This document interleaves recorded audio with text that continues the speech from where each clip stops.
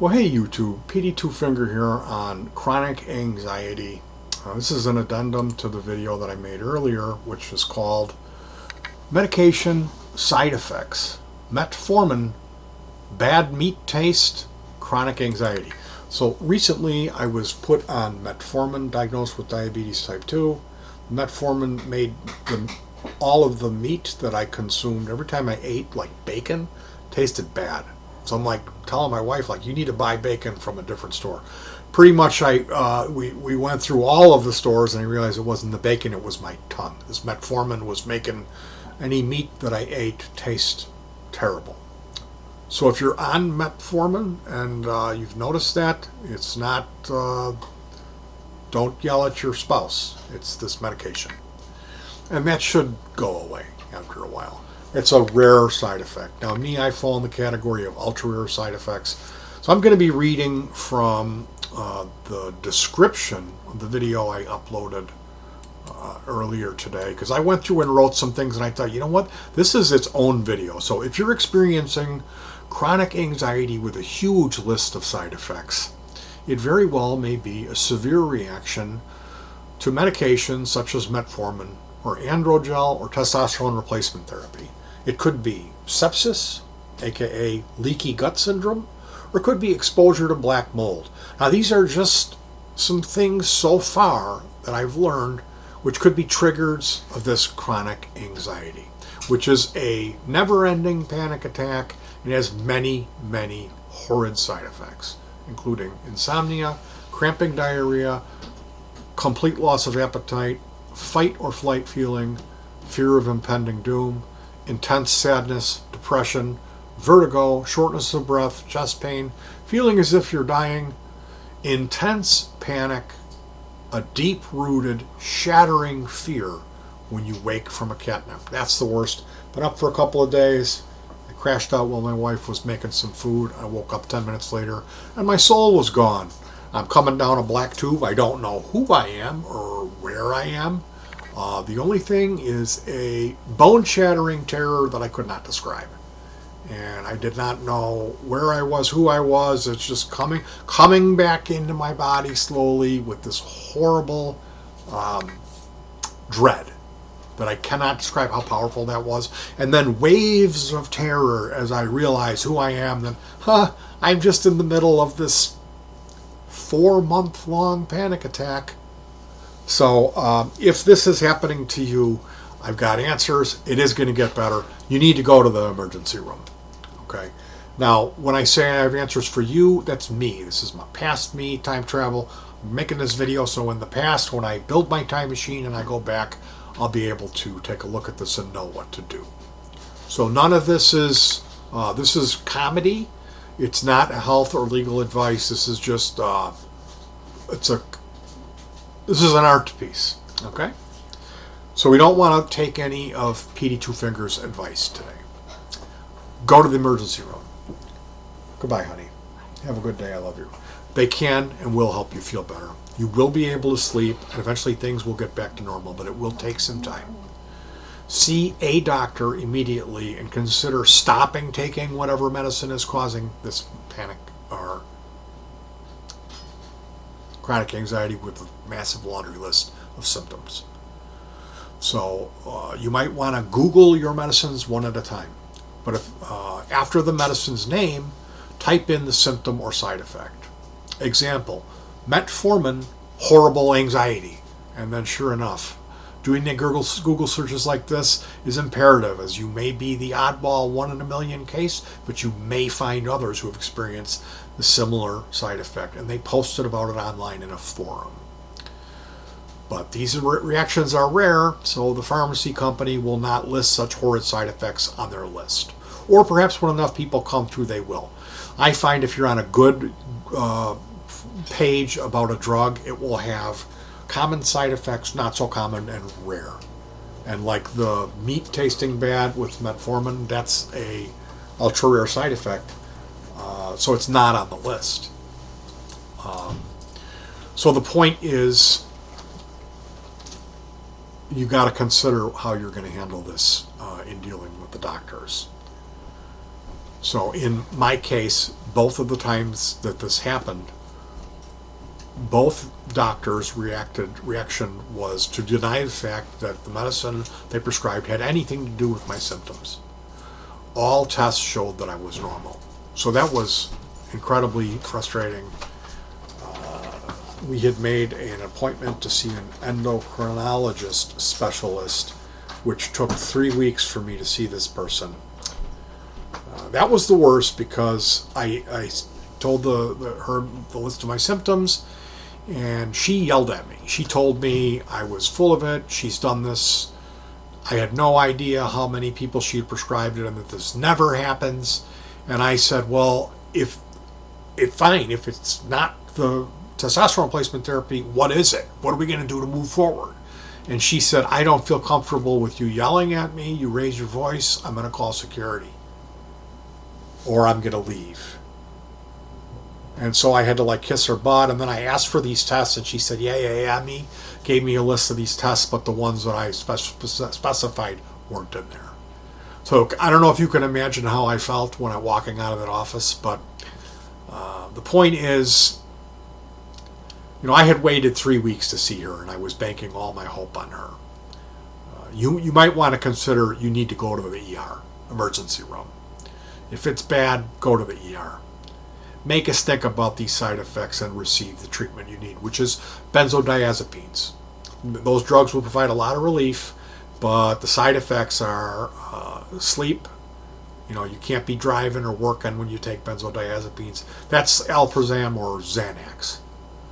You get a drunken side effect, and they're very addictive. So consider you don't want to go on those for a long time.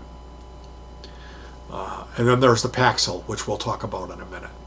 Consider, this just reloaded what I'm reading from here. Consider maybe to not see your normal doc or the doctor who prescribed the medication, which is causing the severe side effect in the first place. Think about what is that person going to do? This is my advice, as my doctor denied everything and was very much a huge waste of time and a sabotage to my wellness, as he didn't just do nothing, he threw a fit about me taking the benzodiazepines and threatened to pull my opioid prescription. So I had to get all of my records, pay for all of that, transfer it to another facility, and get rid of that. He was the director of RIC in Chicago, and this was in 2016. He used to always, whenever they had a survey or anything, I was his go-to yes man, and he would wear bow ties and fancy bowling shoes and always different giant watches, and he would comment on how I dressed. Every time he came in, he would eye me over and say something. I think he was queer. But he treated me like I was his son, and we were going to Christmas dinner, and he would remark that I was wearing a Hawaiian shirt in the winter or something, And I'm like, I haven't been able to work for 10 years because I hurt my back. I'm going to dress however the frick I want. I'm sorry, I'm 50. If I want to dress goofy, I'm going to dress goofy. And it's, after that happened, it was very tough for me to not get the feeling like I wanted to say something to him after he had, how he had handled that. After prescribing that to me and what I had went through, and me calling them and they wouldn't call me back. So consider going to the ER and seeing somebody else. Consider changing up doctors. Is your doctor going to be able to face up with they did this to you? This doctor, he had no idea what to tell me. He told me to continue taking the androgel.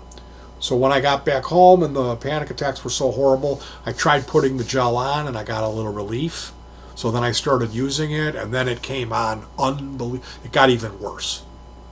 And then I didn't know what to do, and I was on it and off it because I would put it on and get a real relief. And finally I had to stop taking it and go through all this. It took a quarter of a year before I got back to normal. And if I wouldn't have saw him, I never would have experimented with going back on it, he was urging me to do that. So it kind of depends on your doctor. Like the second doctor with the metformin, which was in 2020 on January 2nd, I had a chronic anxiety showed up at 2 in the morning, 1:30, and I'm just now recovered from that. I'm just solid number 2. I was feeling like I had diarrhea. I felt like I was going to poop my pants for the entire month of January, but I also had all those other side effects and the anxiety from metformin, which is a diabetes type 2 drug. And that doctor was a female. She actually said, well, I've prescribed 500 some people on this.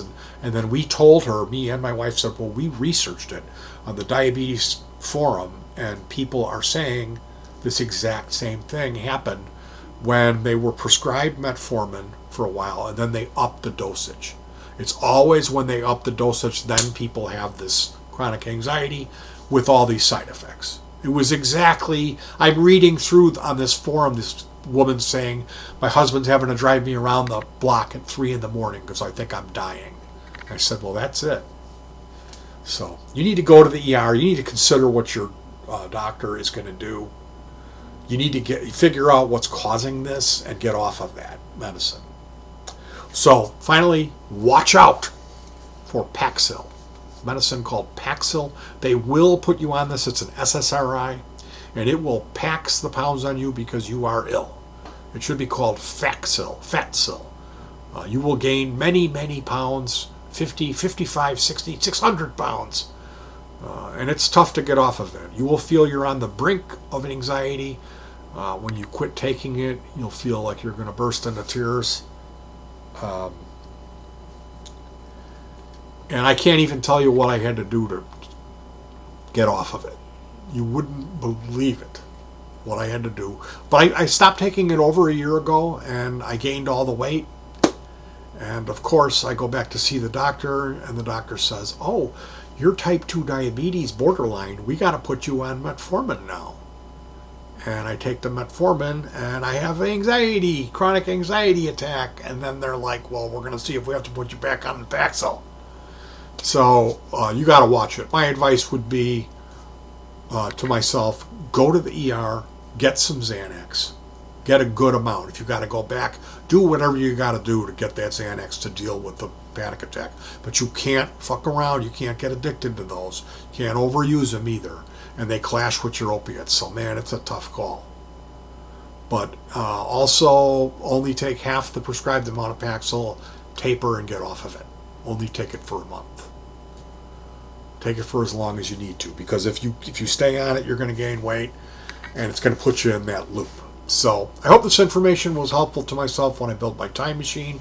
Good thoughts, good words, good deeds. If you need to get a hold of me, you can snoop around and find my email. I won't talk in the comment section in public. I won't talk on Facebook. Because it's just not the place to be discussing. I will talk in an email. I know more about this subject. And my heart goes out to you. Go to the ER. Get some help. Get some Xanax. Do whatever you got to do. And stop taking whatever that. If you're on that androgell, man, you need to get off of it. Same with the metformin. All right, good thoughts, good words, good deeds. I love you. Peace.